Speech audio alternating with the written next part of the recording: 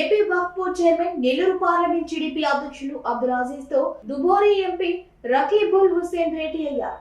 ఈ సందర్భంగా వారు పలు అంశాలపై చర్చించారు. సందర్భంగా అబ్దుల్ అజీజ్ మాట్లాడుతూ దేశంలో 10 లక్షల టాప్ మెజారిటీతో గెలిచిన ఏకైక ఎంపీ రకీబుల్ హుస్సేన్ అన్నారు. పార్టీలు వేరైనా ఆయన మాకు సోదర సమానని, వారికి మేము ఆతిథ్యం ఇచ్చామన్నారు. అనేక మార్లు ఆయన అనేక శాఖల మంత్రిగా పనిచేశారని తెలిపారు. ప్రజా ఆదరణ ఉంటే ఇలానే భారీ మెజారిటీ గల విజయం అందుతుందన్నారు.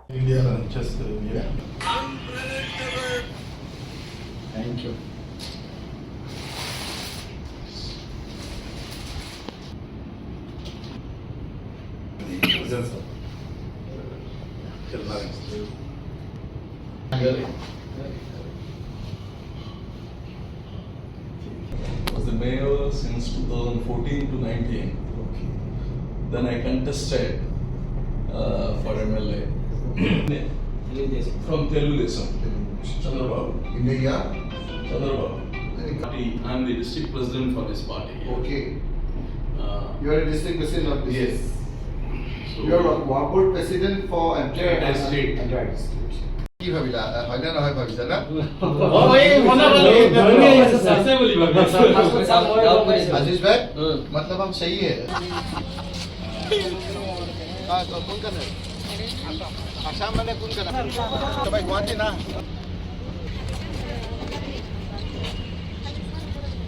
ఈరోజు మా దగ్గర అస్సాం ఎంపీ దుబోరి కాన్స్టిట్యుయెన్సీ రకీబుల్ హుస్సేన్ గారు ఇండియాలో టాపెస్ట్ మెజారిటీ 10,50,000 ఓట్లతో గెలిచిన ఫస్ట్ పర్సన్ ఇండియాలో. హవెవర్ ఆయన కాంగ్రెస్ నుంచి ఉన్నారు.